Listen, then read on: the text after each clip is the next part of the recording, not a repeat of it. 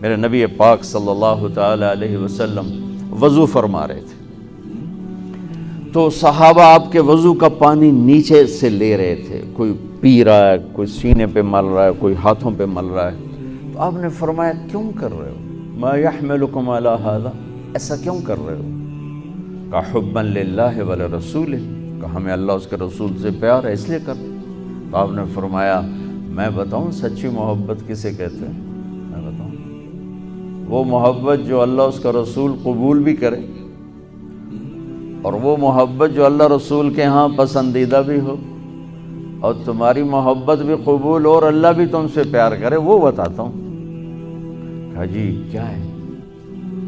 تو آپ نے فرمایا من سر ان یحب اللہ ورسولہ ویحبہ اللہ ورسولہ، اگر تم یہ چاہتے ہو کہ اللہ اور اس کا رسول تم سے پیار کریں اور تم بھی اللہ اس کے رسول سے پیار کرو، تو صرف ہے وضو دے پانی پینے نال کم نہیں بڑھنا، اسے 3 کام کرنے پڑیں گے. جی کیا کیا ہیں؟ کہ فَلْيَصْدُقِ الْحَدِيثَ إِذَا حَدَّثَ، اسے زندگی بھر سچ بولنا ہوگا، جھوٹ نہیں بولے گا. اللہ اس کے رسول کی بارگاہ میں محبت کو حاصل کرنے کی پہلی نشانی کیا ہے؟ کہ وہ سچ بولے گا، جھوٹ نہیں بولے گا. دوسری کیا ہے؟ فَلْيُؤَدِّ الْأَمَانَةَ إِذَا تُمِنَ، کبھی کسی کو دھوکہ نہیں دے گا، کبھی کسی کو دھوکہ نہیں دے گا، دیانتداری سے کام کرے گا.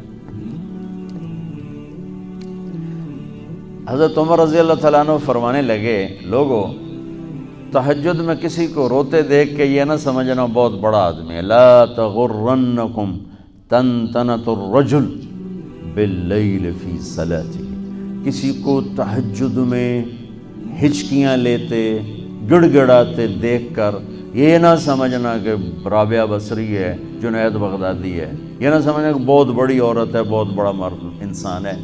ان الرجل کامل، مکمل، اکمل، اعلیٰ ترین انسان جانتے ہو کون ہے؟ من ادى الامانۃ الی من ائتمنہ ومن سلم المسلمون من لسانہ ویدہ، جو امانت میں خیانت نہ کرے، جو کسی کو دھوکہ نہ دے اور کسی کو تکلیف نہ پہنچائے، وہ سب سے اعلیٰ درجے کا انسان ہے. سب سے مکمل، کامل، اکمل انسان ہے جو دھوکہ نہ دے، تکلیف نہ پہنچائے.